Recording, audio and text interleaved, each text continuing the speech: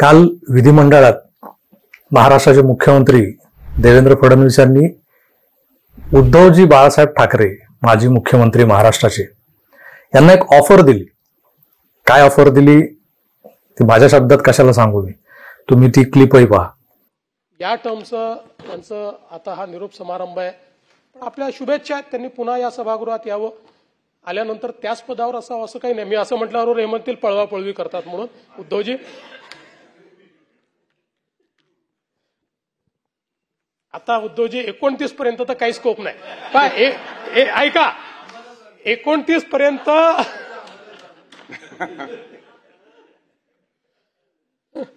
आम्हाला तिकडे याचा स्कोप उरला नाही. 29 तुम्हाला इकडे याचा स्कोप आता विचार करता येईल, म्हणजे त्याचा विचार आपण वेगळ्या पद्धतीने करू, पण आम्हाला तिकडे त्याचा स्कोप हा काही या ठिकाणी उरलेला नाही.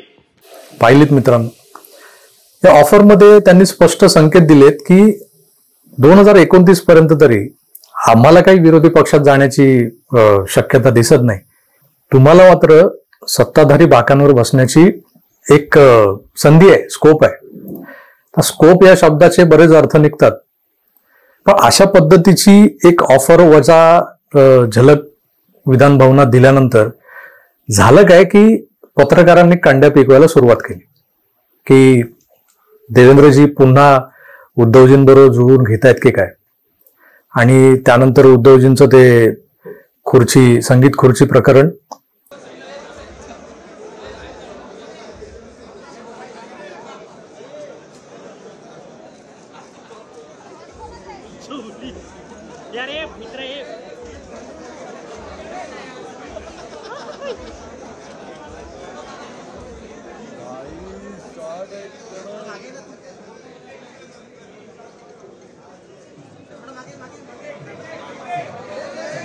जे शिंदे बसले होते, नीलमताई बसल्या होत्या, मग देवेंद्रजींनी त्यांना उठून बसायला खुर्ची वगैरे ऑफर केली. हे सगळं बघितल्यानंतर कुठेतरी काही लोकांच्या मनात चलबिचल सुरू झाली की पुन्हा एकदा एकनाथ शिंदेंना कोंडीत पकडण्याचा हा सगळा प्रकार सुरू झालाय का.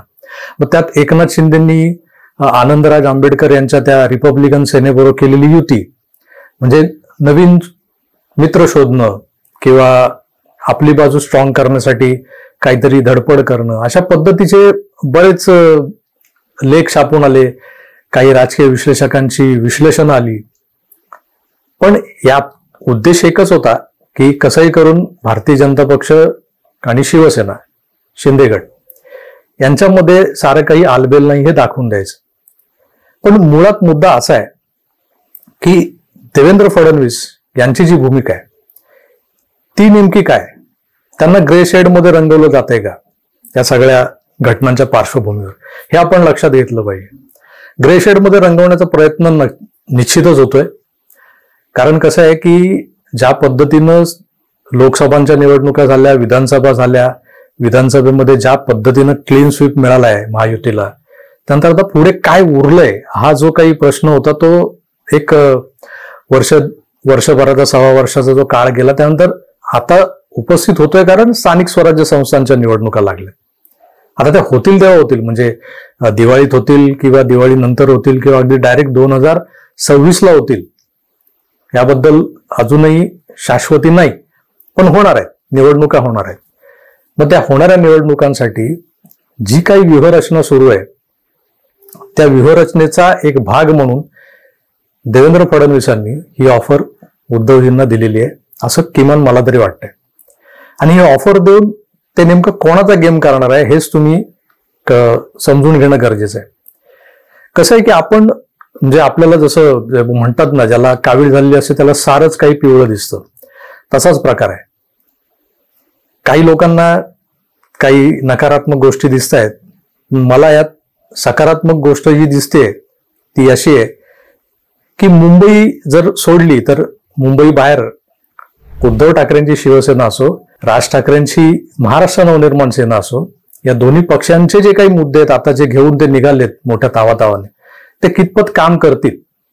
ते त्रिभाषा जो मुद्दा निघाला, त्यात हिंदी सक्ती आणि मराठी हा जो विषय निघाला, तो आणि मुंबईतल्या परप्रांतीयांचा जो काही रेटा आहे किंवा त्यांची जी काही अरेरावी आहे त्या विरोधातला लावलेला सूर, त्यातून किती मोठ्या प्रमाणात मतदान या दोन्ही पक्षांना होणार आहे आणि या दोन्ही पक्षांना मिळालेल्या मतांमुळे नेमकं नुकसान कोणाचं होणार आहे याचा सगळा विचार केला असता फक्त मुंबई महानगरपालिका वगळली तर मग बाकी जवळपास 29 महानगरपालिका अशा आहेत महाराष्ट्रभरातल्या, त्या का पाणाला लावायच्या?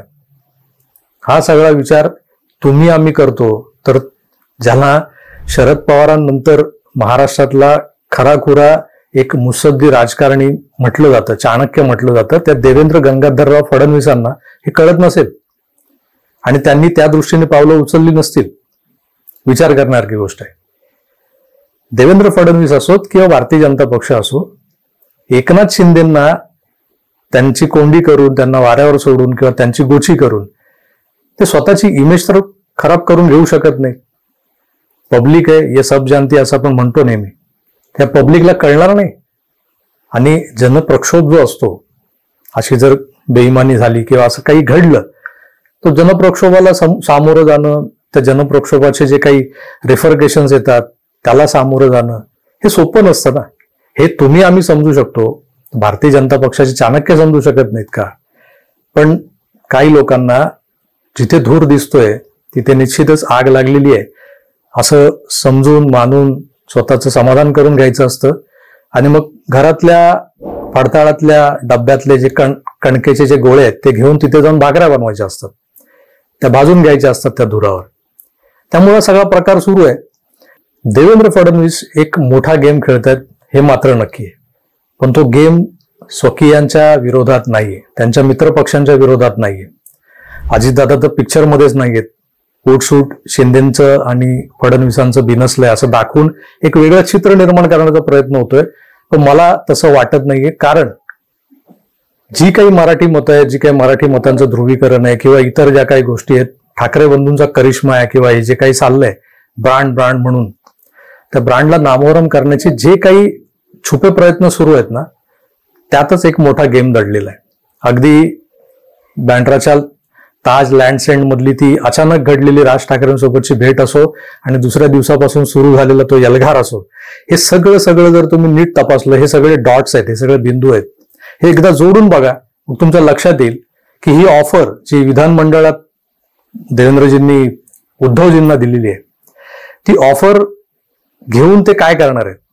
उद्धवजींकडे संख्याबळ असं कितीच आहे, इन 20 आमदार निवडून आलेत, त्यांना सोबत घेण्याची गरज काय? आज जर 232 एवढं मोठं जे संख्याबळ आहे महाराष्ट्राच्या विधान मंडळामध्ये, त्यांना त्या 20 आमदारांचा जो काही टेको आहे त्याची गरजच काय? त्यामुळे असं कुठलंही आसमानी सुलतानी संकट कोसळलेलं नाहीये महायुतीवर की त्यातला एखादा जरी पक्ष बाजूला झाला तर त्यांना उद्धवजींची गरज लागेल. त्यामुळे असा आताताई प्रकार किंवा असं काही विचित्र एखादं पाऊल उचललं जाणं हे अशक्य आहे. पण यामध्ये नेमका जो काही सूर दिसतोय, ज्या पद्धतीनं देवेंद्रजी अशा पद्धतीची विधानं करून किंवा अशा पद्धतीचं गेस्चर्स, म्हणजे आपण जे बघितलं त्या दिवशी संगीत खुर्चीच्या खेळामध्ये, त्यांचं उठून उभं राहणं, त्यांना उद्धवजींना खुर्ची ऑफर करणं, मग उद्धवजींनी जाता जाता त्यांच्या खांद्यावर हात ठेवून त्यांना जाणीवपूर्वक नमस्कार करून जाणं, हे सगळं सूचक पद्धतीनं मीडियात काहीतरी भ्रम पसरवणं, नरेटिव्ह सेट करणं, यासाठी सुरू असलेला एक प्रयत्न वाटतोय मला. कारण सगळ्यांना असं गोंधळात टाकून आपल्या नेमक्या शत्रूला कात्रचा घाट दाखवण्यात देवेंद्र फडणवीस हे अतिशय वाकबगार आहेत आणि ते कोणाचा तरी गेम करणार आहेत हे मात्र नक्की. आणि तो गेम त्यांच्या स्वकीयांचा मित्रपक्षांचा नाहीये, तो त्यांच्या विरोधी पक्षातल्या नेत्यांचाच होणार आहे हे मात्र तुम्ही लक्षात ठेवा. कारण अशा पद्धतीचे ऑफर देऊन या मंडळींना गाफील ठेवून जर काही करता येण्यासारखं असेल तर ते करून घेण्यात देवेंद्रजींचा हात कोणीच धरू शकत नाही. ते बोलतात एक आणि घडतं भलतंच असं नाही होत. ते जेव्हा बोलत होते की मी पुन्हा येईन, मी पुन्हा येईन, मी पुन्हा येईन, ते पुन्हा आले.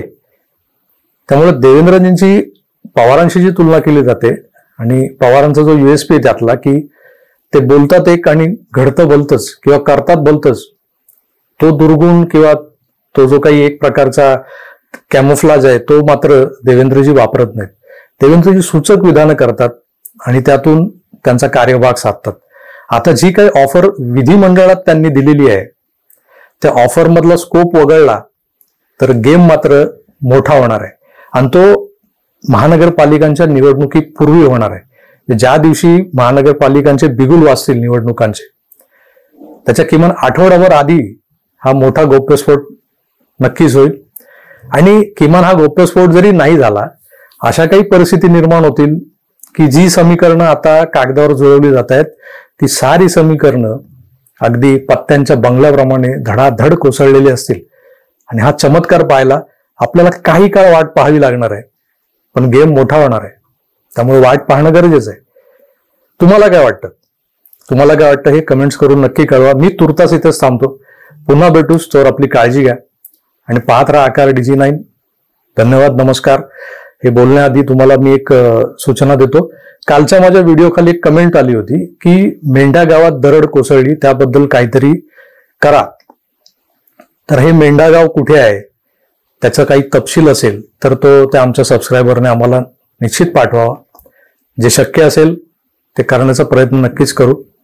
आणि तुम्ही ज्या पद्धतीनं एक विश्वास ठेवून कमेंट्स केलेली आहे की तुम्हीच काहीतरी करू शकता, तर आम्ही काही फारसं करू शकत नाही, पण तुमचा आवाज सरकार दरबारी पोहोचवण्याचा प्रयत्न जरूर करू. धन्यवाद.